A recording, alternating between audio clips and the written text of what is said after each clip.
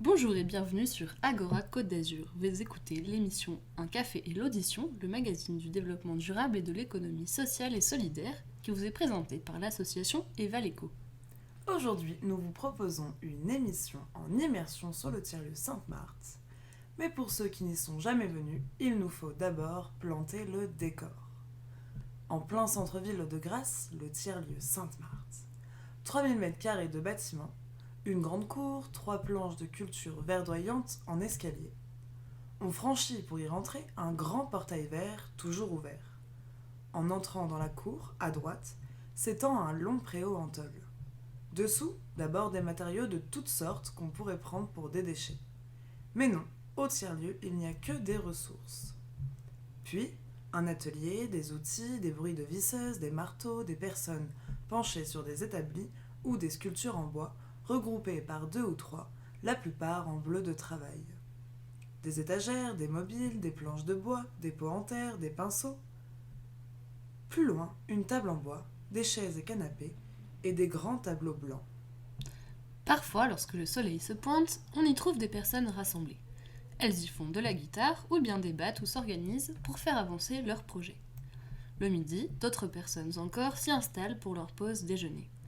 C'est l'endroit idéal pour observer la bibliothèque à ciel ouvert qui se trouve juste en face. Une bibliothèque constituée de plus de 70 variétés de figuiers issus du monde entier.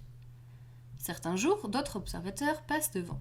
Ce sont les poules en transhumance qui sortent de leur poulailler pour passer la journée dans un enclos plus verdoyant. Nous sommes dans la cour des tilleuls. C'est aussi l'endroit où, chaque jour, on étale les légumes invendus collectés auprès des supermarchés, que l'on mettra à disposition à prix libre le midi. En face, de grandes baies vitrées laissent apercevoir l'intérieur du réfectoire, où l'on perçoit une agitation permanente. On y mange le midi, on s'y abrite lorsqu'il pleut, on y installe des projections ou des ateliers sur l'alimentation durable, on peut même s'y faire servir une tisane par les dénommés poupoustrelles, qui, avec fleurs et feuilles du jardin, soignent vos maux de gorge ou vos migraines. Dans un coin du réfectoire, l'œil est attiré par de vives couleurs. Ce sont celles d'un grand bar en bois, un ancien bureau auquel on a donné une seconde vie, plus festive que la première. Cette buvette de récup est le lieu de rendez-vous du Commun Café, un café interassociatif qui donne lieu ce mois-ci à l'accueil de la première résidence poétique. Et c'est tout le sujet de cette émission aujourd'hui. Nous présenterons donc ce nouveau dispositif, nous partirons à la rencontre de Ludivine, l'artiste photographe qui ouvre cette résidence. Nous partagerons avec vous les réflexions qui ont animé les cafés culture et nous vous ferons découvrir l'exposition photographique ayant fait l'objet d'un mois et demi de travail, de partage, de rencontres et de prise de vue.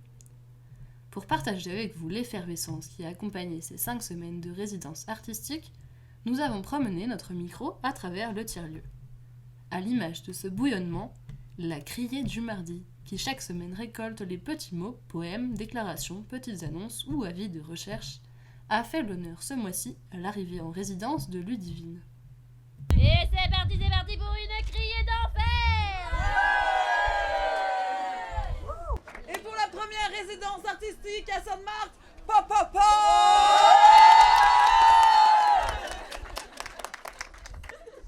Pour toi, Ludivine, même si t'es pas nouvelle ici, c'est quand même une nouvelle aventure pour toi, pour nous, pour le tiers-lieu. Alors bienvenue à toi dans ta résidence, que cette aventure soit belle comme ton énergie.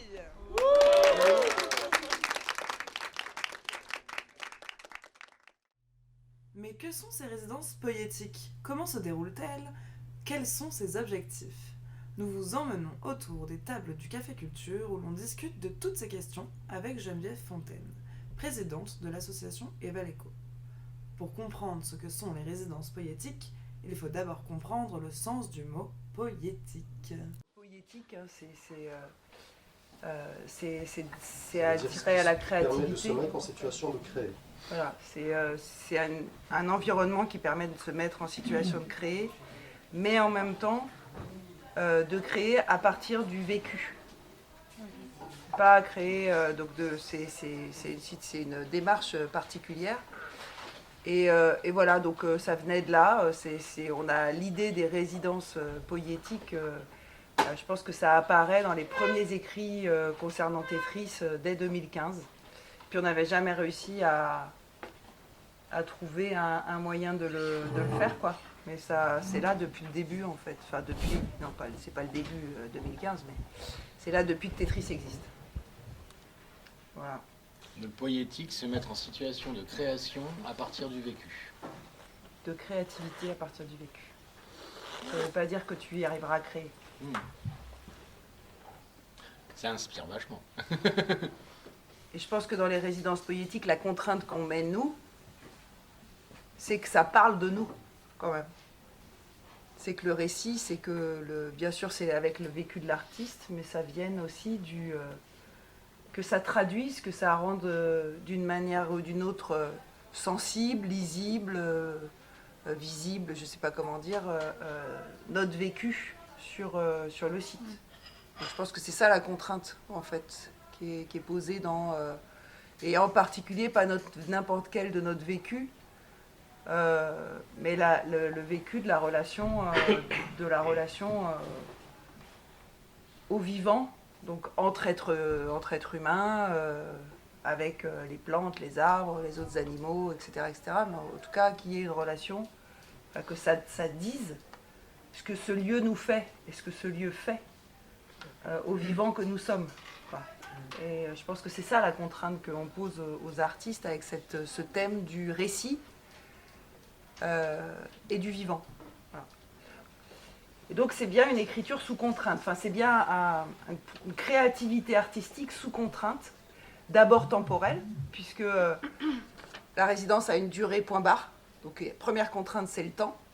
Et deuxième contrainte, le sujet, alors même si ça peut être très vaste, hein, du coup ça peut être plein, mais c'est quand même ça, hein, c'est le récit, et c'est parce que ça rentre dans plein de choses que l'on réfléchit, que l'on cherche à faire sur comment on peut rendre compte de ce qui se passe ici, aussi vis-à-vis de l'extérieur. Et comme on vit des choses qui sont éminemment sensibles, qui passent par plein de choses, qui ne se réduisent pas à des tableaux de chiffres sur Excel, ça c'est sûr. Et du coup, on se dit qu'il faut qu'on fasse de rendre compte qui passe aussi par le sensible. Et c'est pour ça qu'on s'est dit qu'il fallait qu'on crée qu'on fasse appel à des artistes qui nous aident à rendre compte de ce sensible. Voilà. C'est de là qu'est venue l'idée des résidences poétiques. Et puis après, c'est des années où tu attends parce qu'il n'y a pas d'appel à projet, il n'y a rien qui permet de le financer, parce qu'il faut financer aussi, parce que Ludivine, elle vous dit comme ça, ouais, on a fait 29 pellicules, on a déployé, mais tout ça, il faut des sous pour qu'elle fasse 29 pellicules. Donc on a mis du temps à trouver l'appel à projet, enfin d'avoir le financeur pour faire ça. Et on est très content parce que c'est l'État, et que donc ça montre qu'il y a un intérêt pour ce type de choses, y compris dans l'administration. Ça pourrait être un financeur privé, non, c'est l'État, et donc on trouve que c'est très très bien. Et voilà, et ce qui permet d'envisager d'accueillir 4, 5, peut-être plus artistes par an, avec cette contrainte de rendre compte de ce qu'on vit par le récit. Il n'y a pas la finalisation d'une création, mais il y a la maturation.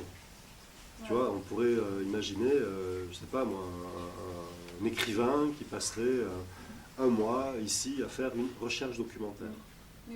Et admettons qu'on accepte ça. Hein. Mais ça pourrait être ça. Il dit, ben voilà, moi je viens parce que je veux aiguiser ma sensibilité par rapport au vivant non humain. Bien entendu, il va pas, à la fin de sa résidence, il va pas s'envoler comme un petit oiseau, mais il va être... On va lui demander quand même de nous dire ce qui se sera passé pour qu'il y ait quand même de l'échange, de la transmission, etc. Même si formellement, il n'y aura pas ni une expo, ni un film, ni quoi que ce soit. Juste une expression. Mais là, c'est la résidence test. C'est voilà. pour qu'on se rôde et qu'on réfléchisse ensemble comment on accueille ces artistes, comment ça se passe, comment on les insère. Parce que c'est court en même temps, 3 semaines pour nous. C'est ça. En fait, on invite... Alors déjà, normalement, c'est pour des jeunes artistes. Il y a un défi qu'on s'est lancé, c'est qu'il y ait une parité et même éventuellement de donner préfère un privilège aux artistes femmes, puisqu'il y a un énorme décalage. Il y a 78% des jeunes qui sont inscrits en école d'art qui sont des filles. Ouais. Et ensuite, il n'y a que 20% des artistes qui exposent qui sont des filles. Donc, voilà, il y a un gros problème quand même. Et l'accès aux résidences, c'est quasiment que masculin. C'est hyper compliqué pour une jeune femme de rentrer en résidence artistique. Donc, il y a déjà ce côté réduire les inégalités. On n'est pas pour rien dans le tiers-lieu de la transition quand même. Au départ, donc réduire les inégalités dans la pratique artistique. Donc c'est plutôt des jeunes, mais on voudrait éviter quand même que ça soit qu'en fait quelqu'un vienne reproduire ici ce qu'il fait déjà à l'extérieur. C'est en ça qu'il y a une partie recherche. Il y a une partie recherche sur. Vous faites trop de bruit la séance de coiffeur là. Ça c'est artistique. Tu lui laisses la crête, tu vois, tu laisses la crête. Nous partons maintenant à la rencontre de Ludivine à travers une petite interview où celle-ci nous raconte comment se déroule cette première résidence artistique. On va commencer du coup. Est-ce que tu peux te présenter du coup? Oui, alors je m'appelle Ludivine Martinez et j'ai fini mon cursus art plastique. Et je suis actuellement en résidence artistique au sein du tiers-lieu Sainte-Marthe. Et comment tu t'es retrouvée résidente ici? En fait, je connaissais déjà le lieu depuis longtemps et on m'a proposé de faire cette résidence. Donc j'ai réalisé un entretien avec la DRAC et voilà. Et comment tu vis cette résidence dans le lieu? Alors du coup, voilà, je le vis très bien. En fait, je mêle la recherche et l'art, la création. Et donc, par la recherche, j'ai proposé des cours sur la photographie. Et voilà, j'ai eu aussi la chance de réaliser une exposition ici avec Simon. Donc j'ai pu continuer la création malgré la situation. Du coup, t'en es où dans ta recherche? Et qu'est-ce qui a évolué dans ta démarche artistique? Donc, grâce au projet que j'ai pu réaliser ici avec les photos qu'on a pu faire avec Simon et aussi l'expo, il y a de nouvelles notions qui sont apparues dans mon champ de recherche, donc ce qui est très intéressant parce que j'ai pas pu les découvrir avant, donc voilà, ma recherche évolue encore et voilà. Et du coup, en quoi le lieu influence ton processus de création? Alors c'est surtout les personnes œuvrant sur le tiers-lieu qui m'ont beaucoup aidée donc pour pouvoir créer ce projet artistique, notamment il y a les services civiques, les employés, mais aussi le dispositif de Grâce à vos talents qui m'ont du coup permis de pouvoir faire ce projet-là. Comment tu as partagé ton expérience avec les autres? Alors en fait, j'ai résidé ici pendant ces 5 semaines et donc j'ai pu rencontrer les personnes et il y a eu aussi des temps d'échange, notamment des cafés culture. Donc j'ai pu vraiment montrer ma recherche, mais aussi ma création, donc ce que je fais dans mes projets, parce que je réalise des projets documentaires. Donc j'ai pu partager ce que je fais habituellement. En tant que jeune artiste, qu'est-ce que la résidence t'a apporté? Alors du coup, c'est difficile de rentrer pour les jeunes artistes dans des résidences. C'est surtout des personnes qui ont déjà une carrière. Et donc déjà, c'est ma première résidence. Donc ça m'a permis, comme j'ai pu le dire tout à l'heure, la recherche et la création, malgré cette situation qui est un peu compliquée. Donc voilà, c'est ma première résidence. Est-ce que tu aurais des petits conseils ou quelque chose à dire aux futurs artistes qui seront dans la résidence artistique? Alors du coup, ce serait continuer la création et de ne pas hésiter à aller voir les autres pour n'importe quoi, pour de l'aide, pour s'il y a besoin, les personnes sont présentes et ils peuvent vraiment nous apporter quelque chose, ils sont vraiment là pour nous, donc c'est ça qui est intéressant aussi. Parce que, en fait, cette résidence aussi m'a permis de pouvoir créer et de créer des projets documentaires, parce que déjà c'est compliqué vu la situation, la création elle est fermée, et aussi parce que moi déjà je devais entrer en thèse, et donc j'ai eu un refus parce que la situation, encore une fois, c'était un peu compliqué. Et donc voilà, ça m'a permis de réaliser quand même un projet et notamment une exposition. Vous êtes toujours sur Agora Côte d'Azur et vous écoutez Un café et l'audition. Cette semaine, la thématique est la culture au tiers-lieu Sainte-Marthe. Des temps de rencontre et de partage sont régulièrement organisés lors des cafés culture avec les usagers du tiers-lieu. Ludivine en profite pour expliquer la manière dont elle travaille et parler de l'exposition qu'elle prépare dans la chapelle du tiers-lieu. Quand tu prends une photo en argentique, d'abord tu développes le film, Voilà. c'est ça, Petit pour dessin. utiliser les bons termes. Tu fais sécher la pellicule, Voilà. c'est là où il y a les rouleaux qui pendent de Ouais, partout. c'est pas, Voilà. c'est pas fou. Et ensuite, pour la faire passer sur le papier, Oui, après voilà, c'est le tirage. Donc, après, c'est encore un truc, c'est avec l'agrandisseur. Tu projettes l'image sur du papier sensible, exprès pour l'argentique. Et donc là, c'est tout un truc. Tu peux exposer la photo sur le papier. Voilà. et tu peux la modifier Ouais. en faisant des caches, Oui, en voilà. exposant plus un côté que l'autre. Donc c'est là où il y a toute la création aussi dans les c'est photos ça qu'on aussi voit qui dans la m'intéresse. chapelle. C'est Ouais. chaque photo, vous tirez combien de photos? Par jour Ouais, 2. deux. Ouais. Pour arriver à... Et vous faites combien de... Devant Pour arriver à la photo que vous allez exposer, vous faites combien d'essais? Ouais, de bandes test. En fait, pour avoir une image propre, tu es obligé de faire des bandes test, c'est-à-dire que tu exposes sur des petites feuilles que tu découpes. Et voilà, c'est par rapport à l'exposition, tu regardes si tout va bien, si une fois que tu trouves ton temps parfait, voilà, ça y est, tu as ton image et donc tu l'exposes en gros. Mais oui, voilà, ça dépend en fait des photos, parce qu'il y en a qui sont très très compliquées et tu peux en faire une dizaine, tu peux en faire même plus, quoi. Et c'est pareil, quand il y a une fenêtre à l'arrière de la photo, il faut essayer de cacher la personne qui est potentiellement devant et exposer moins la fenêtre, sinon elle va paraître trop blanc. Enfin, voilà, il faut penser à plein de choses, voilà, au masquage, tout ça, donc c'est tout un truc. Et alors après, pour répondre à la question de Peter, ça c'est quand ça va vers les photos de la chapelle. Oui. Quand ça va vers la vidéo, Ah oui. une fois qu'il y a le négatif, tu les rescannes, parce Voilà. qu'il y a donc le grain de l'argentique. Donc il y a déjà eu la prise de vue, le développement, etc. Et là, tu vas les retoucher par le numérique. Oui, ouais, c'est ça. Ouais, parce qu'en fait, quand tu scannes, alors non, oui voilà, quand tu fais pour l'étape du scan, il y a souvent des poussières qui se rajoutent dessus, parce que au séchage de la pellicule, il y a souvent des poussières qui se collent sur l'émulsion, donc ça fait plein de taches. Et donc ça, voilà, c'est pas fou à la fin.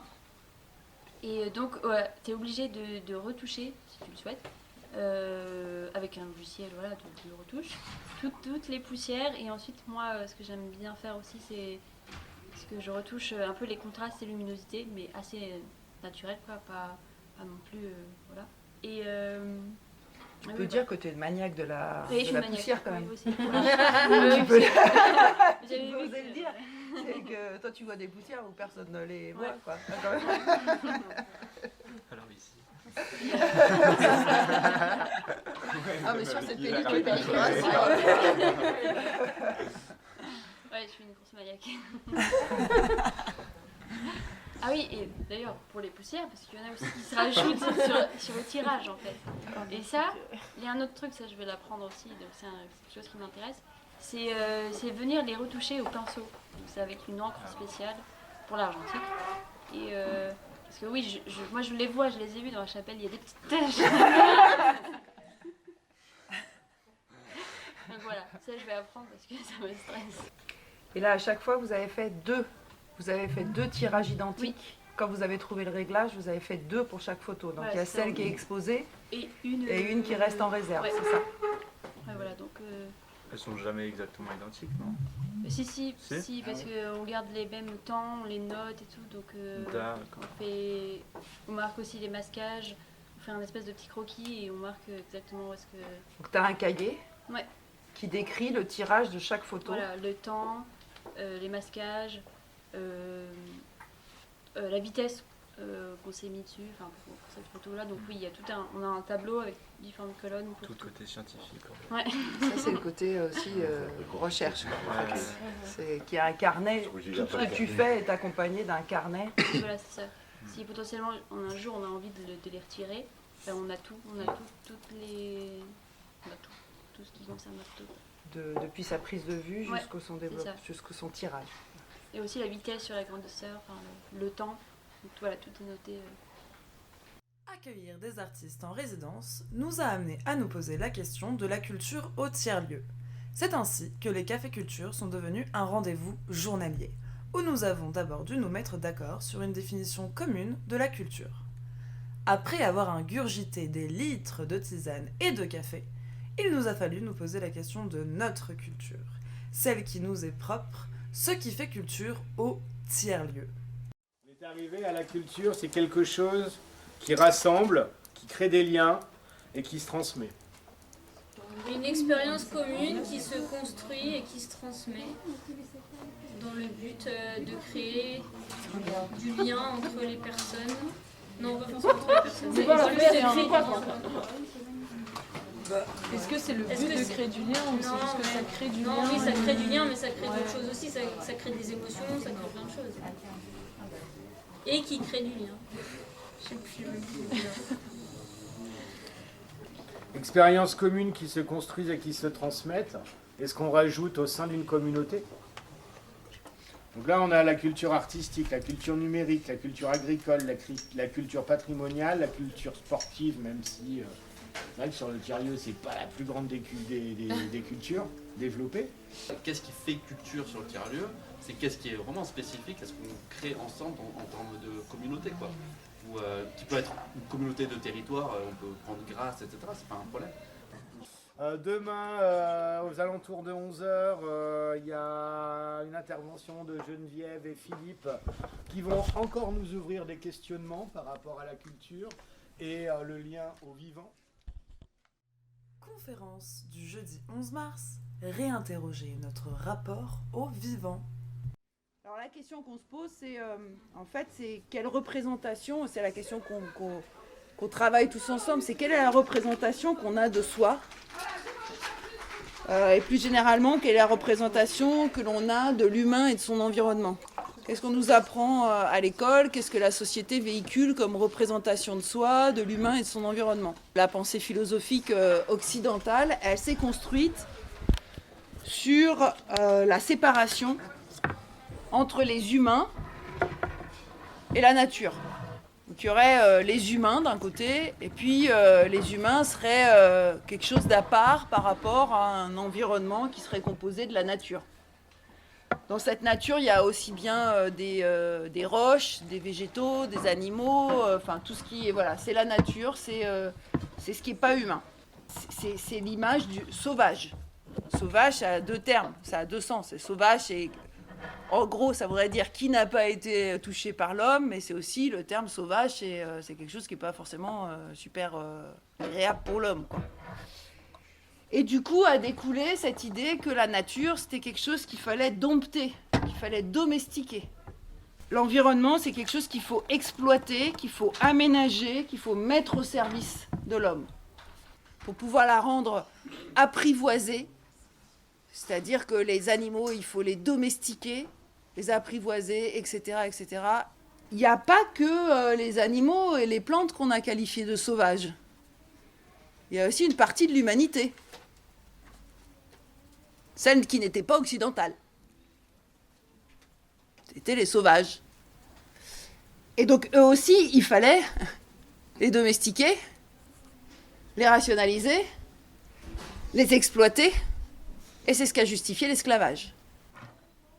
Ça donne l'esclavage, puis ça donne aussi autre chose, parce qu'il y a dans l'humanité, dans le genre humain, il y a une grosse moitié du genre humain à qui, dans la représentation, on ne reconnaît pas la raison, et que ça a été le fruit d'une bataille, c'est les femmes.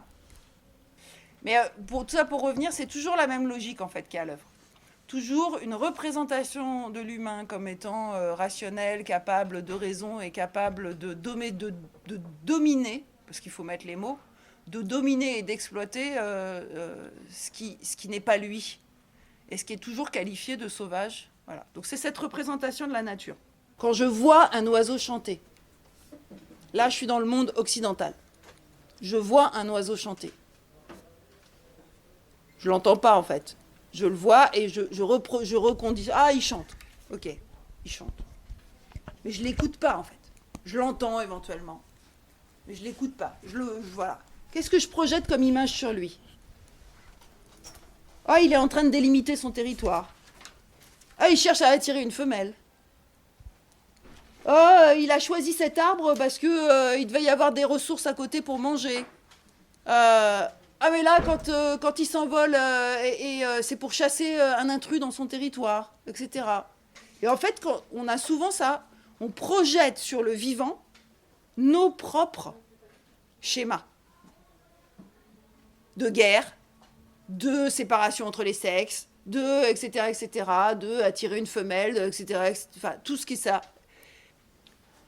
Et en fait, si on peut avoir une autre interprétation, on peut aussi dire, si j'essaie d'écouter l'oiseau, qu'est-ce qu'il me dit quand il chante? J'en sais rien, parce qu'en fait, je peux pas, mais j'ai pas besoin de savoir, j'ai pas besoin de reconstruire ce que je peux percevoir. Si juste je l'écoute et je l'entends, je le laisse rentrer son chant en moi, qu'en fait, c'est l'endroit où il se sent suffisamment bien pour oser son plus beau chant. Et si je réfléchis à ça, je me dis qu'en fait, nous aussi, on fonctionne de la même manière. Il faut qu'on trouve des endroits où on se sent suffisamment bien pour oser notre plus beau chant. Et en fait, je pense que l'oiseau, il chante pour être accueilli, non pas pour faire la guerre aux autres. Il chante pour être accueilli par les autres vivants du territoire de l'endroit où il est.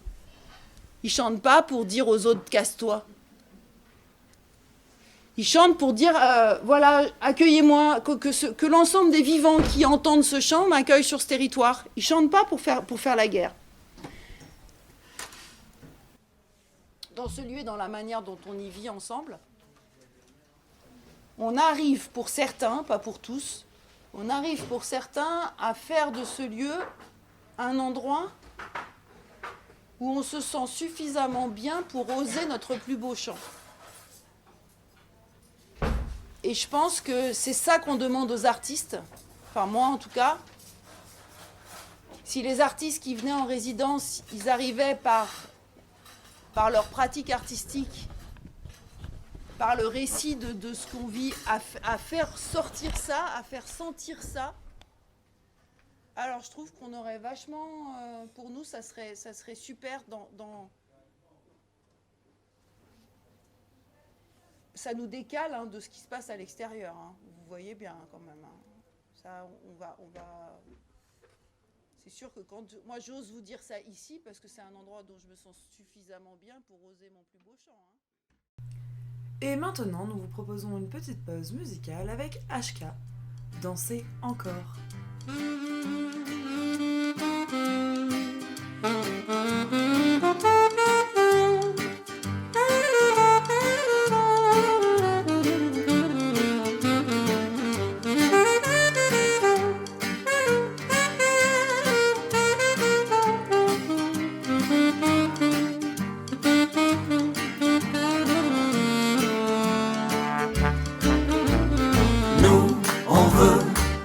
Continuer à danser encore, voir nos pensées enlacer nos corps, passer nos vies sur une grille d'accords.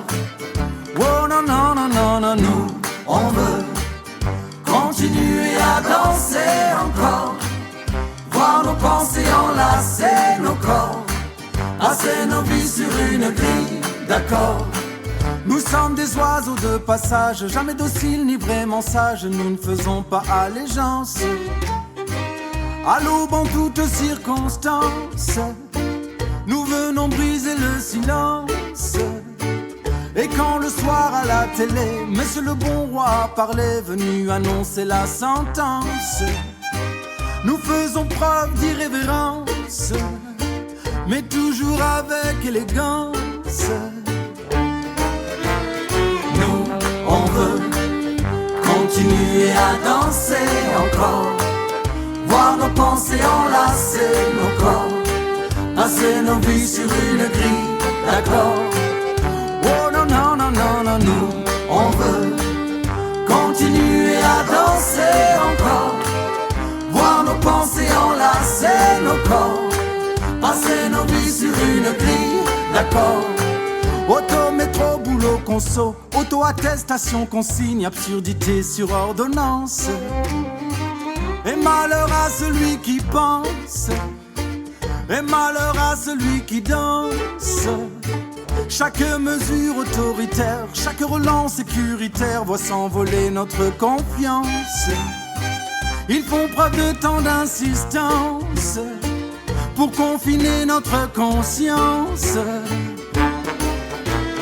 Nous, on veut continuer à danser encore, voir nos pensées enlacer nos corps, passer nos vies sur une grille d'accords. Oh non, non, non, non, non, nous, on veut continuer à danser encore, voir nos pensées enlacer nos corps, passer nos vies sur une grille d'accords.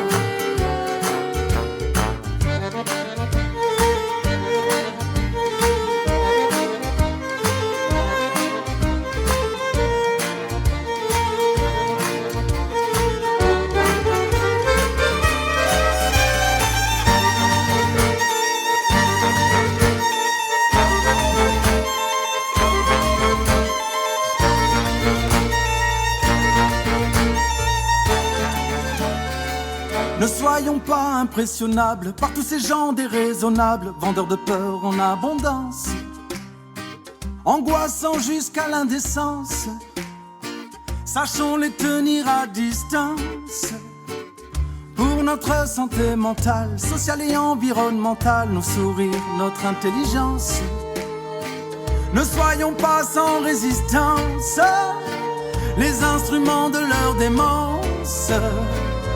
Oh non, non, non, non, non, nous, on veut continuer à danser encore, voir nos pensées enlacer nos corps, passer nos vies sur une grille d'accords.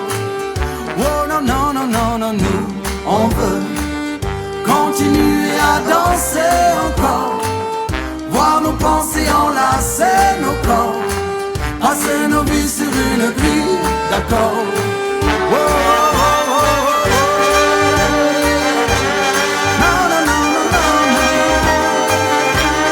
Oh, non, non, non, non. Yeah, yeah, yeah.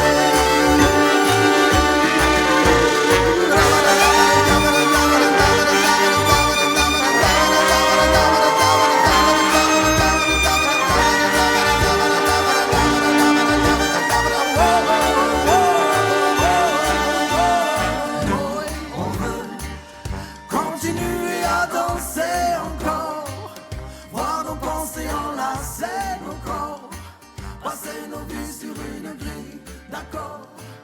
Oh non, non, non, non, nous, on veut continuer à danser encore, voir nos pensées enlacer. Vous êtes sur Agora Côte d'Azur et vous écoutez l'émission Un café et l'audition, cette semaine consacrée à la culture au tiers-lieu Sainte-Marthe. Pour comprendre plus largement le contexte autour des droits culturels, nous nous sommes penchés sur la convention de Faro.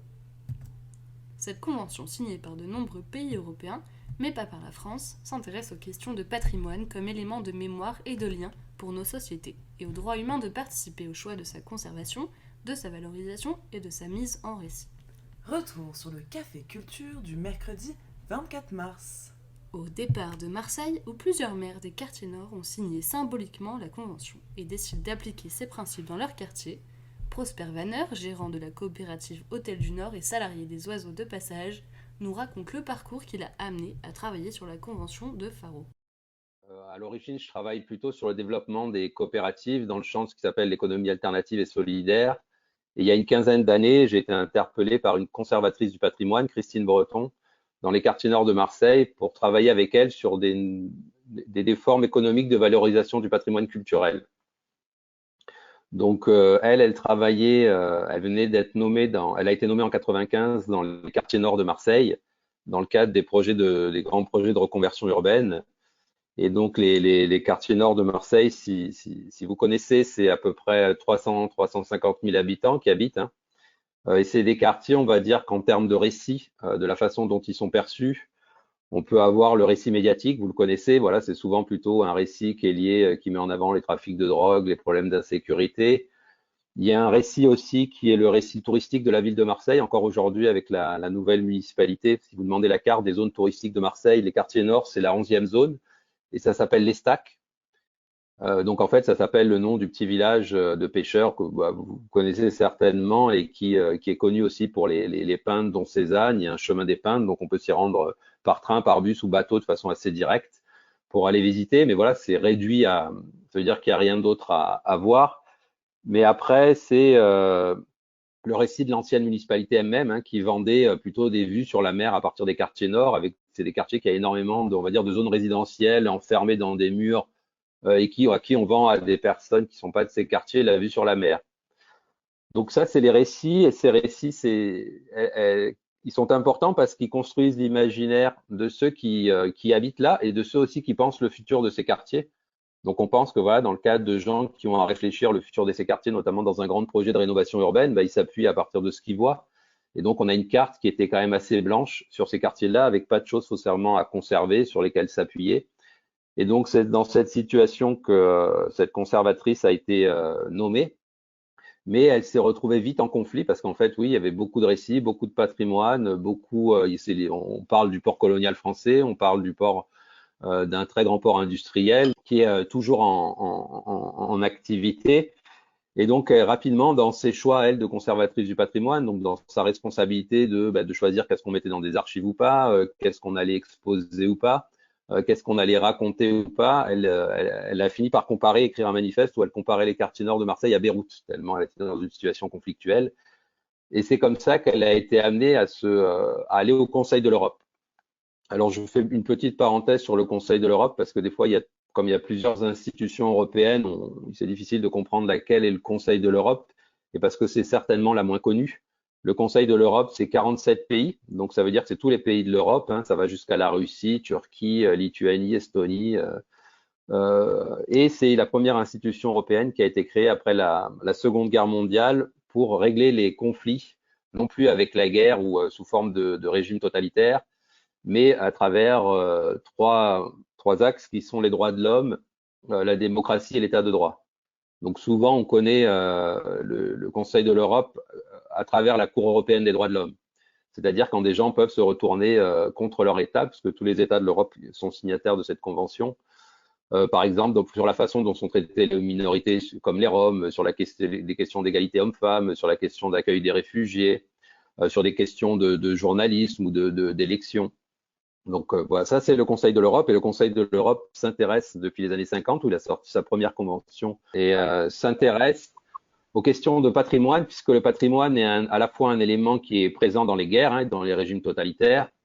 Voilà, c'est un élément de propagande, c'est un élément aussi qui permet d'imposer certains récits, mais c'est un élément aussi qui témoigne aussi de la coexistence entre des personnes, et notamment c'est ça aussi qui est devenu de plus en plus dans des guerres la cible, avec après ce qui a été connu au moment où a été adoptée la Convention de Faro, c'est la destruction du pont de Mostar, qui n'avait pas de valeur stratégique, mais qui était un pont qui reliait deux communautés.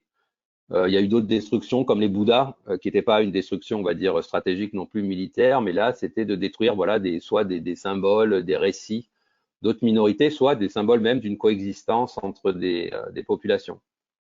Donc le Conseil de l'Europe a commencé à faire un certain nombre de recommandations sur ces travaux qui ont abouti à plusieurs conventions qui étaient plutôt des conventions sur la protection du patrimoine, la Convention de Faro est la première, qui porte sur la valeur du patrimoine culturel pour la société, c'est-à-dire pourquoi on conserve un patrimoine. Et donc ça s'inscrit bien dans comment on le conserve pour que ça soit un élément de promotion de paix, des droits de l'homme, de la démocratie, de l'état de droit, comment il peut être un support, ce patrimoine-là. Et donc, cette convention reconnaît notamment en premier le patrimoine comme un droit humain, c'est-à-dire un droit de participer à la vie culturelle, hein, qui est un droit de la Déclaration des droits humains. Et donc, elle reconnaît que si on veut demain que le patrimoine, c'est un élément justement de coexistence, de relations pacifiques, etc., il faut que chacun puisse participer à raconter son récit, au choix de qu'est-ce qui va être valorisé, de comment ça va être valorisé, comment ça va être récompté, pour s'y reconnaître déjà dedans et pour pouvoir le partager avec d'autres. Donc ça, c'est le premier chapitre un peu de la convention de Faro, et après, c'est une convention cadre qui fait des recommandations, et donc qui recommande pour en quoi ça peut servir à l'éducation, en quoi ça peut servir au développement des territoires, en quoi ça peut servir à la création artistique, en quoi ça peut servir à l'égalité homme-femme, etc. Donc c'est un certain nombre de recommandations sur le rôle que peut avoir le patrimoine dans l'Europe, dans cette construction européenne. Et donc, Christine Breton, quand elle va, c'est avant la convention de Faro, hein, quand elle va commencer à s'appuyer sur ces recommandations, ce qu'elle va faire, elle va mettre ses compétences au service des habitants, et donc ses compétences à la fois scientifiques, d'inventaire, de recherche du patrimoine, d'exposition, de demande de classement, au service des habitants qui partent, par exemple, se battent pour défendre une rivière qui est là, une école qui doit être détruite, une usine qui va être transformée, etc. Et donc, elle va commencer à travailler avec des groupes d'habitants. Alors, quand je dis habitants, ça peut être autant un collectif d'habitants d'un habitat social qui ne veulent pas qu'il soit détruit, de jardins d'ouvriers, mais ça peut être aussi des usines, hein. Ça peut être aussi des collectifs d'artistes comme la Cité des Arts de la Rue. Elle va commencer à travailler avec eux. Quand va arriver la convention de Faro, pour elle, ça va être le moyen aussi de proposer à des élus d'adhérer symboliquement à cette convention, puisque cette convention ne peut être signée que par des États. Alors ça change, aujourd'hui en France, il y a la loi NOTRe qui reconnaît justement les droits culturels et qui reconnaît que c'est une responsabilité à la fois des collectivités locales et de l'État, mais à l'époque, c'était pas le cas. Donc il y a plusieurs maires de secteur qui sont symboliquement, on dit qu'ils allaient appliquer ces principes-là dans leur quartier. Donc c'est les 3 maires des quartiers nord de Marseille qui ont signé, qui ont adhéré au principe de Faro, plus le maire de Vitrolles. Et donc moi je suis donc son travail avec Christine Breton, pour terminer, il a donné lieu à des éditions d'ouvrages, à des créations d'événements, à des classements, hein. Le dernier édifice qui a été classé dans les quartiers nord de Marseille, c'est la gare de l'Estac, qui a été classée en 2013 à la demande de l'association, d'une association de l'Estac, puisqu'à la fois c'est une gare, on peut dire au niveau architectural, qui est particulière, mais elle témoigne aussi de tous les gens qui sont passés dans cette gare et qui sont venus travailler, et donc toute l'histoire aussi des migrations, toute l'histoire des luttes sociales, etc. Et le premier monument qui a été classé, je l'avais montré à ma dernière intervention ici, c'est l'église Saint-Louis, qui est une église qui est autour d'un saint qui est à la fois important pour les musulmans et les catholiques, puisqu'elle a été à la fois des deux religions, mais c'est une église aussi qui a une forme un peu particulière, on dirait elle est très orientale, et dans sa cave de cette église avaient lieu les réunions du Parti communiste. Et donc ceux qui promeuvent cette église, c'est une association qui s'appelle la Fraternité, et qui justement ont demandé le classement de ce lieu pour sa valeur architecturale, mais aussi parce que ça a été un lieu de coexistence et de dialogue entre différentes communautés, et c'est de là qu'est parti en France le mouvement des prêtres ouvriers. Donc ça, c'est l'histoire. Donc moi, quand j'arrive dans cette histoire, la demande, c'est de créer de l'économie. C'est-à-dire comment ça reste pas, on va dire, un travail qui est fait dans l'ombre, mais quelque chose qui justement trouve une économie à la fois pour les habitants de ces quartiers, mais qui puisse exister, être répété, qui puisse servir autant du développement touristique, de la création artistique, des projets d'urbanisme, des projets des centres sociaux, etc. Donc comment ça devient une ressource, et à la fois justement qui se raconte pour qu'ils participent aussi à construire les imaginaires des habitants ou des gens qui sont en charge de l'avenir de ces quartiers. D'où l'idée, je passe un peu vite, hein, mais l'idée de Marseille gagne le titre de capitale européenne de la culture, et l'idée d'Hôtel du Nord, donc de dire, on va créer 50 itinéraires, 50 lieux d'accueil, chambres d'hôtes, et 50 hôtes pour accueillir les gens au moment de la capitale de la culture dans les quartiers nord de Marseille. Ils vont venir marcher, ils vont venir dormir, ils vont venir dans ces quartiers, ils vont changer, ça va changer leur perception de ces quartiers, et ça va créer aussi une économie. Et donc ça, c'est Hôtel du Nord. Aujourd'hui, Hôtel du Nord, c'est une SIC comme Tetris, avec 80 membres. Dedans, on retrouve autant les dernières savonneries de Marseille, la Cité des Arts de la Rue, des maisons d'édition, les gens qui ont des chambres d'hôtes, des gîtes. Il y a à peu près une 60aine de chambres qui sont proposées dans les quartiers nord de Marseille. Des guides aussi, qui proposent des balades. Donc toujours ces balades patrimoniales où on est invité à marcher dans les quartiers, qui peuvent être des balades artistiques, des balades patrimoniales. Voilà, c'est pour ça je disais, il y a un tiers à peu près des membres qui sont des artistes. Et concrètement, Hôtel du Nord, c'est une marque qui dit que c'est fait par et pour les habitants. La coopérative a inscrit dans ses statuts que les habitants, ils sont majoritaires, ils sont propriétaires, les habitants des quartiers nord, à majorité de cette coopérative. Après, dedans, on peut trouver ce que je vous disais, des organisations comme l'association des éducateurs de rue, comme la Cité des Arts de la rue. Mais les habitants personnes physiques, ils sont majoritaires. Donc, c'est une marque.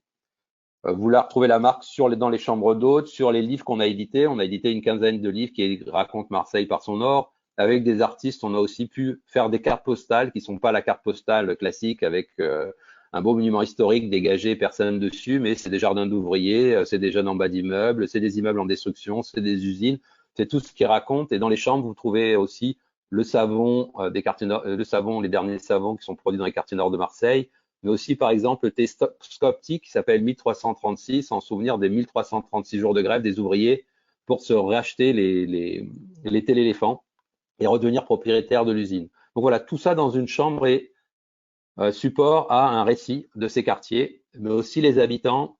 On a une programmation à peu près, on a un catalogue d'une centaine de balades sur les histoires les récits des quartiers nord de Marseille produites par les habitants. Alors avant le Covid, on en programmait à peu près une quarantaine par an. Et les membres d'Hôtel du Nord participent gratuitement à ces balades. Ça veut dire qu'après, quand vous rentrez dans une chambre, ils sont en capacité de vous parler de l'histoire d'un autre quartier, de vous inviter à aller le visiter. Ils vous proposent aussi les ouvrages, etc. Vous êtes sur Agora Côte d'Azur et vous écoutez l'émission Un café et l'audition, cette semaine consacrée à la culture au tiers-lieu Sainte-Marthe. La mise en récit, c'est également la question que se pose Ludivine dans le cadre de sa recherche artistique. Nous sommes le 29 mars et accompagnés de son partenaire Simon Fontaine, les deux artistes inaugurent enfin l'exposition photo Renouer, installée dans la chapelle. Cette exposition est l'aboutissement d'un travail mené avec les autres usagers du tiers-lieu, et notamment des personnes s'inscrivant dans une formation de remobilisation à travers un dispositif appelé « Grâce à vos talents ». Renouer avec les autres et avec soi-même pour ces personnes éloignées de l'emploi ou d'un pays. Renouer pour se permettre d'avancer, pour se retrouver. Renouer pour s'accepter. Cette série ne met pas en avant les personnes participant au programme de remobilisation. Elle les inclut dans un tout, en les mettant à égalité avec les autres utilisateurs du tiers-lieu Sainte-Marthe. Renouer n'a d'autre but que d'offrir aux individus en situation de remobilisation une image positive d'eux-mêmes, une photographie les représentant en train de faire quelque chose qui a du sens et de la valeur, en participant ou en animant des ateliers. Renouer implique une rupture. Elle se caractérise par une invisibilisation de certaines personnes par notre société. Cette œuvre est une succession d'instants partagés où ne transparaît ni apitoiement, ni infantilisation, mais simplement un regard qui questionne. Ce que nous percevons de nous définit-il forcément ce que nous sommes pour les autres ? Pendant plusieurs mois, Ludivine Martinez et Simon Fontaine ont souhaité créer une intimité avec les personnes œuvrant sur le site, dans une démarche documentaire. Ça fait combien de temps que vous travaillez sur ce projet-là ? Depuis début décembre. Ça fait un bon moment du coup. Et pourquoi vous avez eu l'idée de faire cette expo ? Qu'est-ce qui vous a motivé ? En fait, à la base, c'était un peu une commande. Ouais, c'était une commande. On nous a demandé de réaliser un projet. Et Excusez-moi, qu'est-ce que vous attendez ici ? Entrez dedans, non ? Ah, vous pouvez y aller, ouais. En fait, Geneviève et Philippe nous ont demandé de faire un projet photo sur les gens qui participaient au dispositif Grâce à vos talents. En partant du postulat que souvent ces gens-là n'ont pas d'image d'eux-mêmes, où la seule photo qu'ils ont c'est leur photo de la carte d'identité ou ce genre de document administratif, qu'ils ne les mettent pas en valeur, quoi. Et là l'idée c'était vraiment de chercher à les mettre en valeur en les montrant en train de faire quelque chose de positif et de montrer que ce qu'ils peuvent faire est valorisable et peut avoir de la valeur au sens artistique du terme, quoi. Voilà. C'est pour ça d'ailleurs qu'on ne les voit pas forcément très bien, mais il y a plusieurs objets qui sont disposés dans l'exposition. Et, y compris le distributeur de gel hydroalcoolique, qui est une fabrication artisanale d'une des personnes qui était ici. Et voilà, on avait vraiment essayé d'inclure ces œuvres-là, le Sphinx, la Chouette aussi, dans le dispositif d'exposition pour montrer aux gens que ce qu'ils font, ça a de la valeur et ça mérite d'être vu, quoi.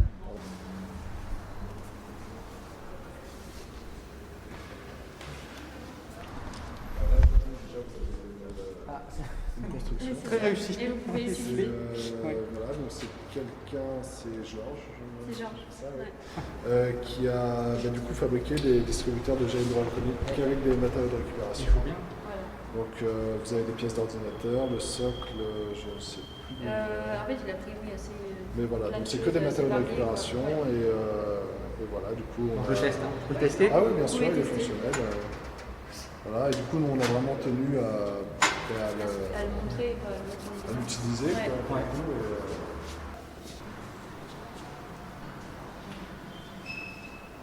Et du coup, comment vous avez travaillé? C'est exclusivement vous qui avez fait les photos? Est-ce qu'ils ont participé aussi aux prises de vue?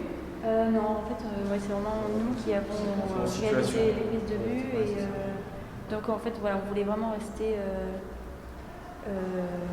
assez en retrait par rapport à ce qu'ils faisaient. Voilà, il n'y a pas d'aspect. Il n'y a pas de mise en scène, en fait. Ouais, c'est ça. Ouais. Après, ce qui était intéressant, c'est qu'au fur et à mesure, il y avait certaines personnes aussi qui nous disaient peut-être prenez, quand je suis en train de faire ça, prenez plutôt ce cadre-là. Donc c'était assez intéressant de. Qu'est-ce que tu as pensé de l'exposition? J'ai trouvé ça quand même assez intéressant parce que j'ai fait la visite la première fois que je suis venue. Donc en fait, je connaissais personne. Et du coup, les visages m'étaient inconnus. Et du coup, là, un mois après, j'y retourne. J'y étais pas retournée entre-temps. Et du coup, ça permet de mettre une identité sur la personne. Et c'est d'autant plus intéressant. Et ça fait voir la photographie différemment. Et puis, je me suis mis là-haut aussi. Du coup, j'ai pu observer les gens qui observaient les photos. Et je trouvais ça sympa. C'était un peu dommage que les gens aient les masques. Parce que du coup, ça gâche les expressions du visage. Mais les gens sur lesquels j'ai pu remarquer qu'ils se sont arrêtés le plus, c'est la photographie construction d'un bac à compost. Je sais pas pourquoi, je la trouve aussi très sympa. Il y a quelque chose de charismatique. Et voilà. Je trouve que c'est une super belle expo. En fait, c'est rigolo parce que moi, je connaissais du coup un peu l'expo. J'étais plusieurs fois allée dans la chapelle pour jouer de la musique. Et du coup, j'avais vu les photos en place, mais j'avais jamais vu avec les légendes, avec le petit panneau explicatif. Et du coup, ça rajoute vraiment une dimension. Et du coup, j'ai un peu redécouvert l'expo. Et je trouve que c'est super chouette, que ça retranscrit vachement bien tout ce qui se passe sur le lieu, l'ambiance aussi, l'entraide, la transmission de savoir-faire, les contacts entre les personnes. Et voilà, c'est super beau. J'ai laissé un message là sur le carnet qui est posé à l'entrée. Et j'ai parlé d'intime, voilà. Et en fait, la chapelle associée aux photos, au sujet, mais aussi à l'exposition des réalisations par les personnes, donc les sculptures sur bois. Voilà, ça révèle l'intime. Et c'est ce qu'il y a de plus précieux.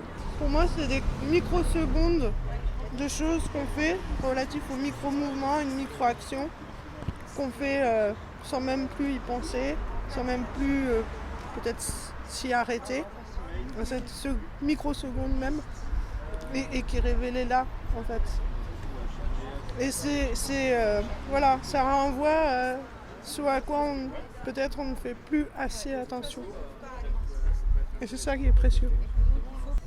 Alors, je m'appelle Nicole, c'est mon prénom. Vous ne voulez pas le nom de famille, j'imagine, ça ne vous intéresse pas. Et je suis grassoise, je suis née à Grasse. Et je suis une ancienne élève de Sainte-Marthe. C'est une grande émotion d'arriver devant la chapelle et de voir la porte ouverte et de pouvoir y rentrer. C'est une grande émotion, ça c'est le premier point.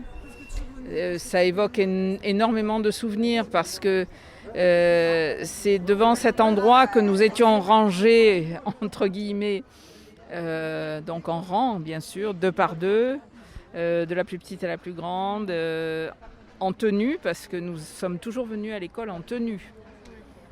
Donc avec notre jupe plissée, le gilet bleu marine, le chemisier blanc, le calot sur la tête.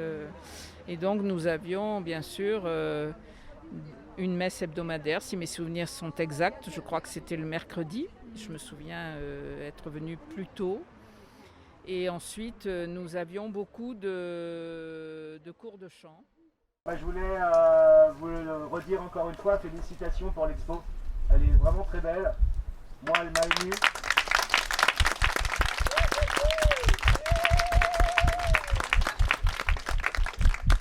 Elle m'a beaucoup ému et je l'ai trouvé touchante avec tous les mots, tout ce qu'elle est avec et après les expressions des personnes qu'on aura tout à l'heure à la crier.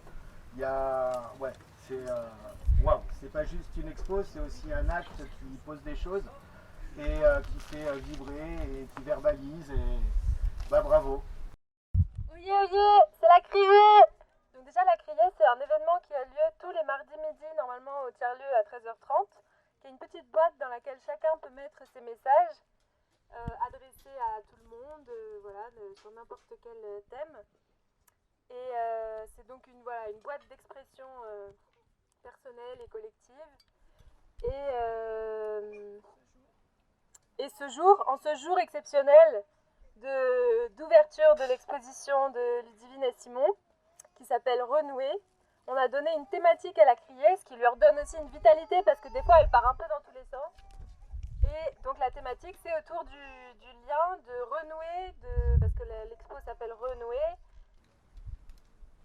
On est fiers de nos talents, de renouer avec la vie, avec le travail. Ô temps perdu, t'ai-je retrouvé en ce bref mais ô combien passionnant et joyeux instant, à renouer? Puisse le souvenir de tels moments à Evaneco demeurer à jamais. Juvénal. Alors, je sais pas si c'est le bon côté, il y a écrit conseils pratiques, apprentissage, animation, BAE, atelier brico-vélo, marquage bicycode et adoption, 40 € pour 6 mois. Et de l'autre côté, renouer, ça me semble plus pertinent. Renouer, c'est le lien, l'échange, le renouveau. Avec le vélo. Toujours avec le vélo. Vous êtes toujours sur Agora Côte d'Azur et c'est la fin de notre émission Un café et l'audition. Merci de nous avoir écoutés et en attendant de nous retrouver le mois prochain, nous vous souhaitons une excellente soirée.